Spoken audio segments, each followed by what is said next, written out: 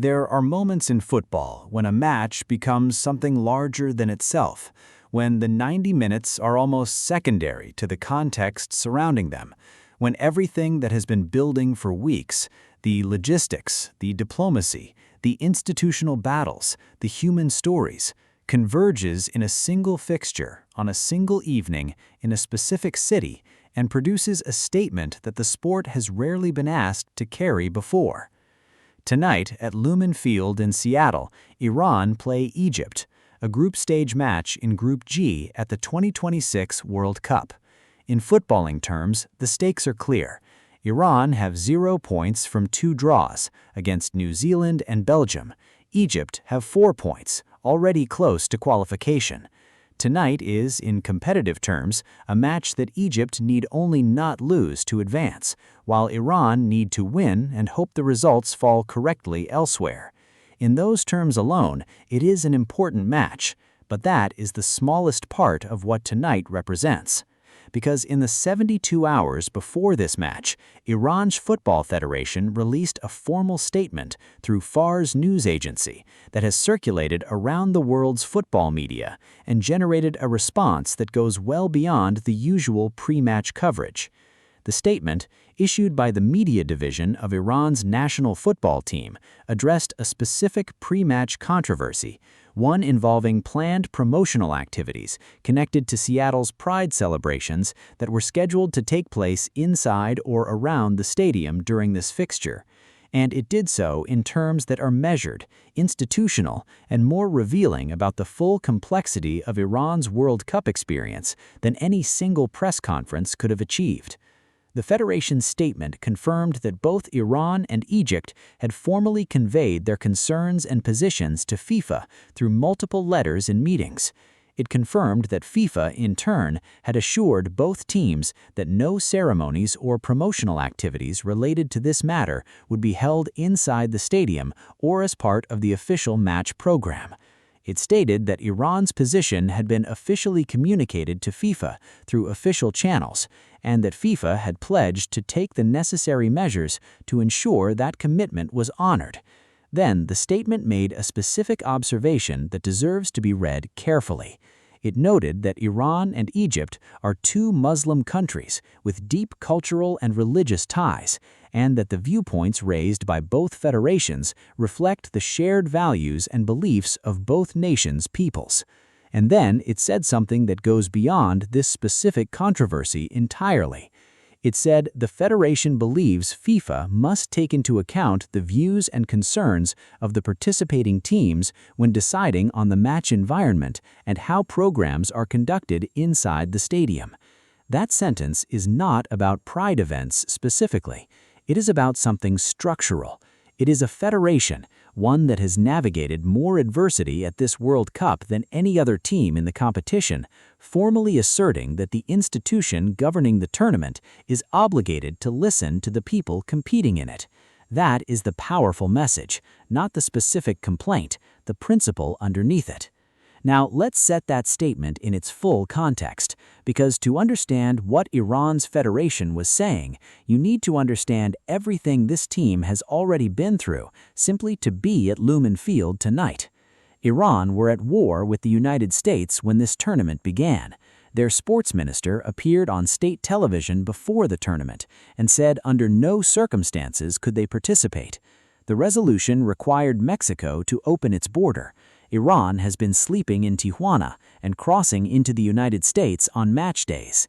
15 Federation officials, including the Federation president and vice president, were denied American visas and cannot attend their own team's matches. The Federation accused the host nation of vindictive behavior.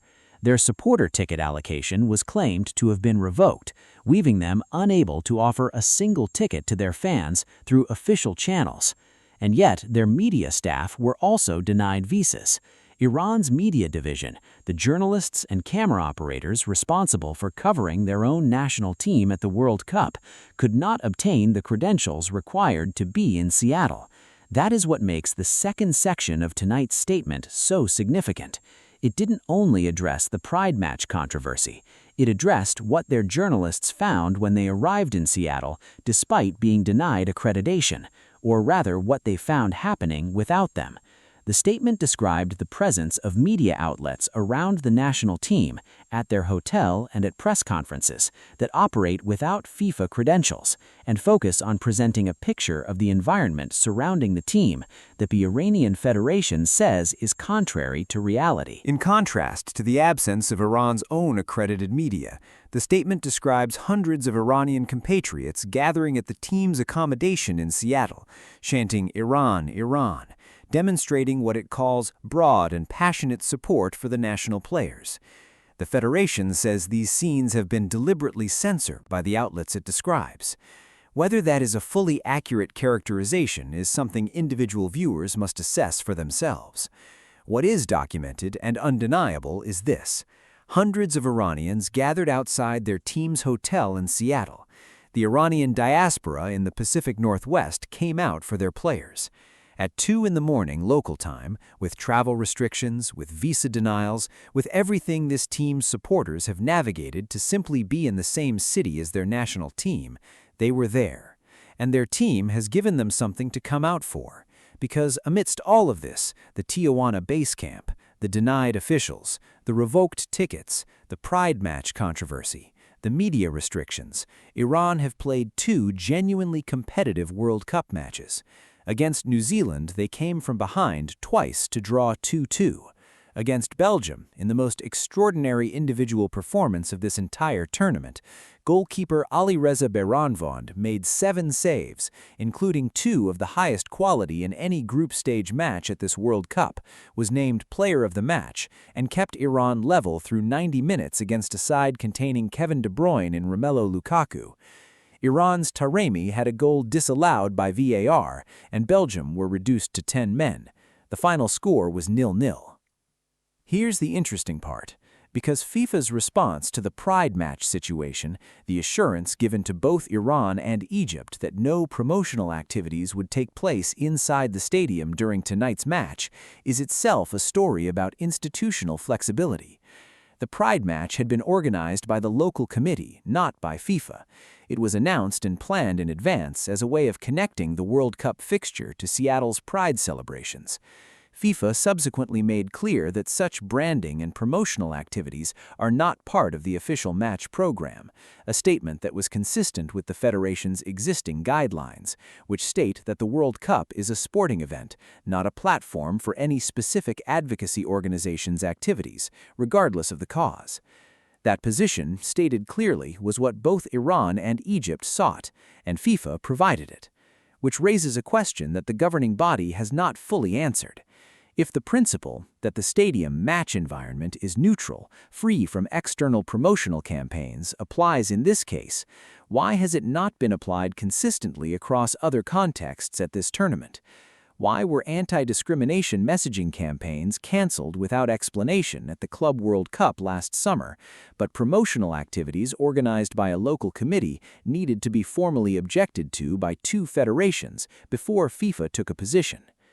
The answer to that question is complicated, and it reveals the genuine difficulty of managing a tournament that takes place across 16 cities in 3 countries, each with their own local committees, their own cultural landscapes, and their own relationships with FIFA's commercial and operational infrastructure. The governing body is not a single voice. It is a system with layers of authority and a history of inconsistent application of its own stated principles. What tonight's statement from Iran's federation reveals is that some teams, particularly those who have less institutional leverage, less commercial value to the tournament, less political protection, feel they have to formally assert rights that other teams simply assume they have. Now, bring in the Egyptian dimension, because Egypt's presence in this match adds another layer entirely. Egypt qualified for this World Cup under the shadow of an extraordinary near miss. They narrowly missed the 2022 tournament, losing on penalties in the Africa Cup of Nations final to Senegal. Mohamed Salah, now 33 years old, arrived at this World Cup carrying more than 2 decades of professional career weight. Aware that this could be his final chance at the tournament he has never previously played at with real expectation of advancement. Egypt beat New Zealand 3-1 in their second match. Salah said afterwards that people will remember this for years to come. He was right. Egypt are in genuine contention to advance from this group.